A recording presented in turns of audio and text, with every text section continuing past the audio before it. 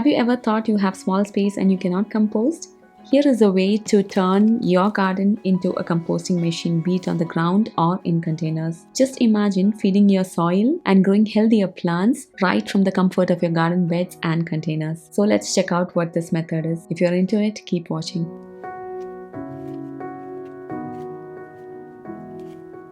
This method of composting is called trench composting or in-bed composting. It is a simple method where you can compost right in your garden or on your balcony in your containers. No additional bins or buckets or turning of piles are required for this method. You just directly bury the composting material into the soil, and over time nature does all the work, breaking down the food scraps and turning it into nutrient-rich soil. The principle remains the same. We mix the brown material with the green material in around 2:1 ratio. It will be decomposed with time, thereby nourishing the soil. The brown material is already there in the bed or container, that is the soil. The green matter is the kitchen waste or any compostable material that you are mixing with the soil. I'll link a video here where I explain the basics of composting. These days I'm practicing bokashi composting. I use the bokashi fermented material to bury in the soil. I also have a video on bokashi composting if you are interested in it. This can be very well used in containers as well. You don't need raised bed or garden beds on the ground for this method. Bury the kitchen scraps or composting material and cover it with soil. Why go for trench composting? It might be clear by now. You don't need additional space and you can save time with it. There is no need for dedicated compost pile or bin taking up your precious space, which we need to save in small spaces, right? Plus, your garden bed becomes a living compost factory, feeding the plants directly with the nutrients and attracting beneficial worms and microbes to the soil.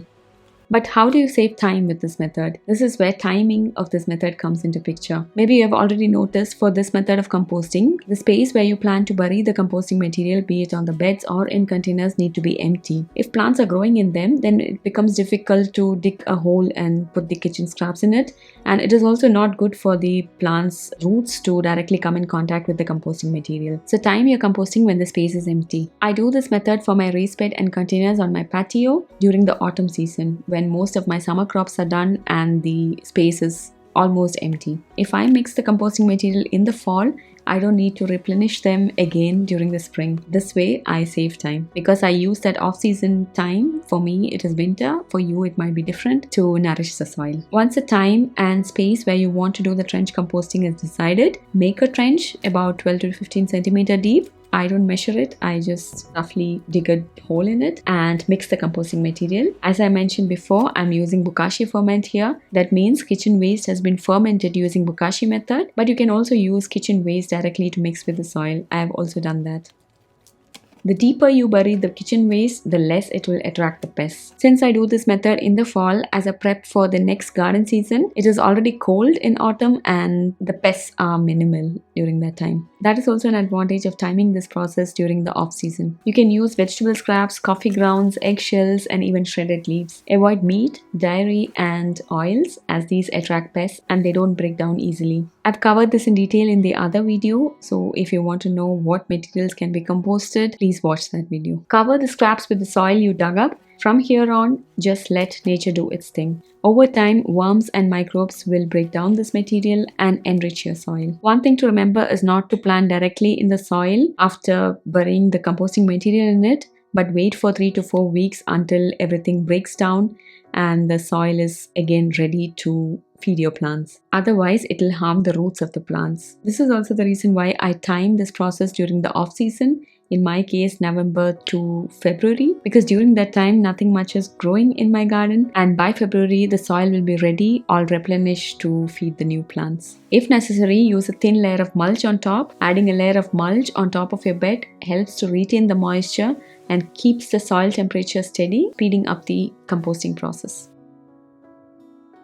If you remember, I have an area in my garden on the ground where perennial flowers are growing, like my roses and hydrangeas. In such areas, I don't use this method because I don't want the roots of these perennial plants to come in contact with the composting material. That is not good. But I still replenish the bed by giving it a thick layer of compost during spring. This way, it gets fed by already broken down compost material, thereby enriching the soil and feeding the plants. But for all the other beds and containers where I grow annuals, I try to use this trench composting because, as we talked about, it saves space and time, and there is no additional effort of turning the soil. Whenever the fermented bokashi material is ready, I just look around in my garden and find some empty space which I know will not be planted for 3 to 4 weeks from now on. If I can find such a place, I do this trench composting. But if the space needs to be immediately planted, then I feed the containers and the beds with already available compost. I hope I made some sense. I'll try to make a video on my composting routine in the next season where I'll talk about how I compost and how I feed the soil in different areas in my garden. And let me share a secret. I don't regularly fertilize my garden during the summer. I don't know if it is good or bad. I've not done my research. I generally don't do it because I don't have time, or I forget, or I'm lazy. But still, my garden gives me good harvest, I believe. Maybe the reason could be that I am doing this method. I do a one-time replenishing of the soil during fall or spring, and that's it. That is enough to feed my plants, and I see a large amount of worms in my soil, and that is a sign of well-nourished soil. So I find this method enough to get an abundant and lush garden. I know you have a lot of questions. I can see that in my other videos about composting. I had them all too. All the fears, all the questions that you are asking me, I also had them when I started this journey. And for me, it was not always a success story. I also had my failures. When I started 4 years back, I wish I had someone to guide me through this journey. Not an expert, but someone who has a little bit more experience than me. And that is when I thought I could be of help to some of you guys, because I want everybody to have a vegetable garden, to start their composting journey, and to know how food is grown. How beautiful would that be? So I'm starting a consultation program where we can chat about your garden, your requirements, your limitations, what you would like to grow. If you need support in starting your composting journey, I think it could be exciting to talk just about such stuffs. If you're interested, there will be a link down in the description below. And the first 5 of you to register will get a free 30 minutes consultation from me. It's just an idea, and I just want to know if I could be of help more than this YouTube space. Coming back to trench composting. So summarizing it, trench composting is an easy, hands-off way to boost your soil and grow healthier plants. It saves time, space, and energy at no additional cost. So next time you have kitchen scraps, try burying them directly in the soil, and your plants are going to thank you for that. As someone said, your garden is only as good as your soil. Let the small space not stop you from starting your composting journey. I would also like to know if you have tried this method already, because it's not something new. It's already there in the gardening world, and let me know your experience. And if you have any questions, I would be happy to answer them. Don't forget to check the consultation program. Thank you so much for watching. I'll see you in the next. Bye and take care.